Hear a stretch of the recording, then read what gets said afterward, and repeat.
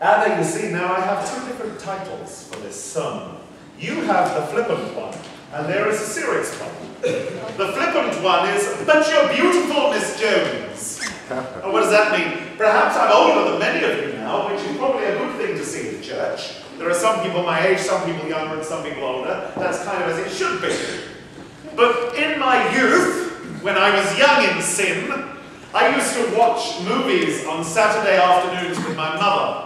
The BBC always used to put on really old, soupy movies on a Saturday afternoon. We'd sit down and we'd watch these. And there was always a hero who was ever so good looking. And at some point during the movie, the dowdy secretary who was sat there with her hair in a bun and her spectacles on would be grasped by the hero, who always had a name like Tab or Rock or something like that.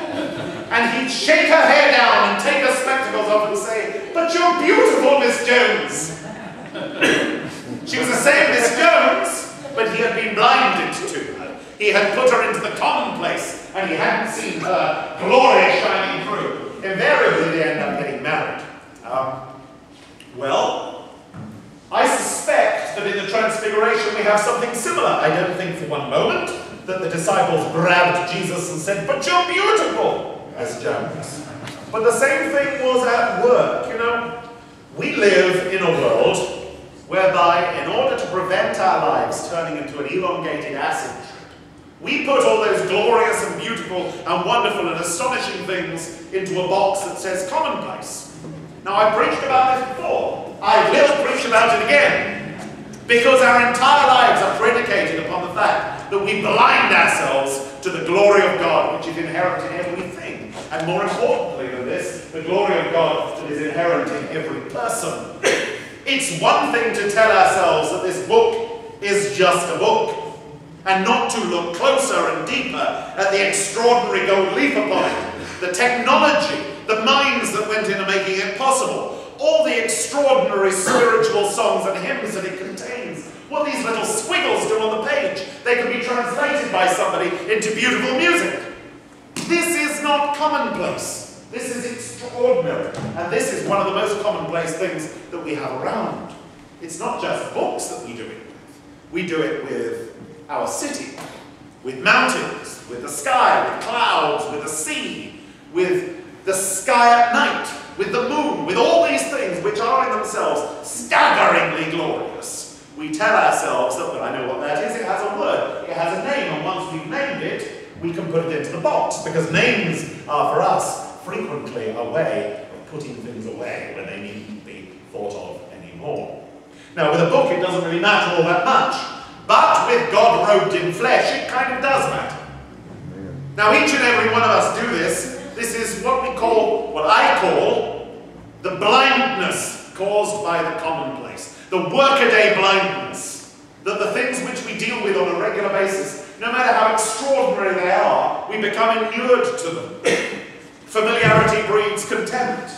Now, it's not just objects, of course, it's people as well. Domesticity, that thing which we use to describe what is really getting familiar with something, is an absolute curse in loving relationships. You know, it's kind of hard to keep the spark in a marriage when you clean the bathroom after them, or you make their soup and you make their tea, you know. These are ordinary things. These are commonplace things. Therefore, the person or the thing that we associate with them becomes commonplace as well.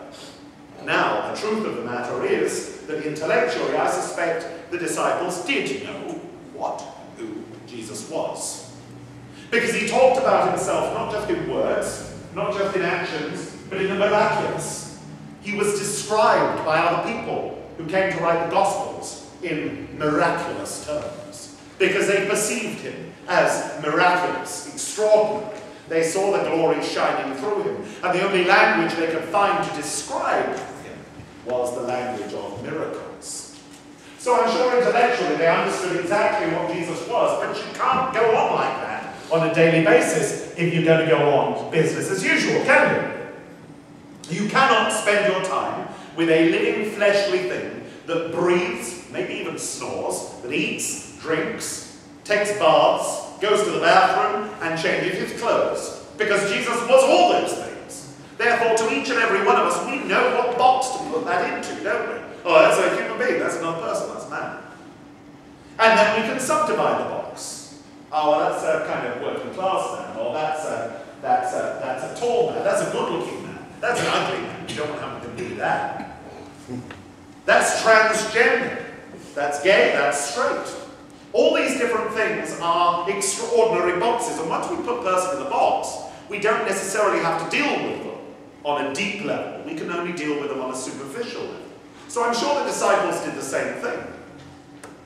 But the moment came when all that was stripped away. It was put there for their comfort. They put it there themselves. They interpreted this extraordinary thing as being a man, a teacher, a rabbi. And then on top of the mountain, and if I remember, Mount Tabor, I thought it was Mount Nebo. Well, I'm not sure that I'm 100% sure what mountain it was. But anyway, on top of the mountain, they saw the veil rent aside. And they saw Jesus as Jesus actually was. What they saw was, with the eyes of an infant. We were told in the New Testament that we must become as children, because only children see things for the first time. Only children don't know the name for things. Therefore, children wonder at them. Only children can see the glory of God shining through the most ordinary things. I remember one of my earliest memories as a very tiny child. I must have still been in my crib. I remember this plastic mobile, you know, with little bits hanging down. And I remember still, just one fleeting memory, the wonder with which I viewed that. The colours, the shapes. It was extraordinary. If only we could get that back. If only we could get that back, not just with the everyday things in our lives. If only we could get that back with each other. Saw each other as extraordinary, which we truly are. Stopped putting each other in a box, which prevents us having to deal with them. Stop thinking about all those artificial constructs as well that we put people into. And start looking past the skin, start looking past all those other names that we put on people. Even the names that people claim themselves can sometimes become a barrier between us. I discovered when I came to this church an extraordinary thing. Absolutely extraordinary. I would never have thought it possible. That I could minister quite successfully to somebody for 5 months without ever having worked out what gender they were. I realized that my ability to interact with a person was not based upon that. And previously, that was the main box. Before you can even speak to somebody, it goes into the gender box, then it goes into the sexuality box, probably goes into the race box at about the same time. But once you put people in their boxes, you have something neat to interact with. Well, to my astonishment, it was unnecessary. It was something I did for my own comfort, but it wasn't needed. Astonishment. So much more in each and every one of us, when, actually, I'll tell you what an old priest friend of mine used to say, which is terribly Anglo-Catholic, terribly high church, but it says it better than I can. A monstrance is an elaborate piece of silverwork, which you have in churches, and into the middle of which, into the lunella, you place the consecrated wafer.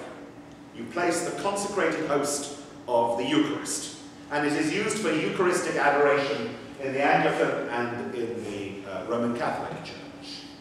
And it's treated with great reverence because Jesus is represented in the centre of, I've been in the South too, I said Jesus then, didn't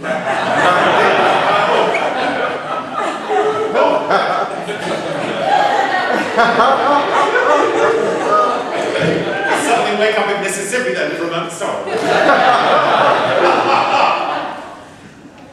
Sometimes you just get a little spasm, you know. You've got to kick a little enthusiasm in there.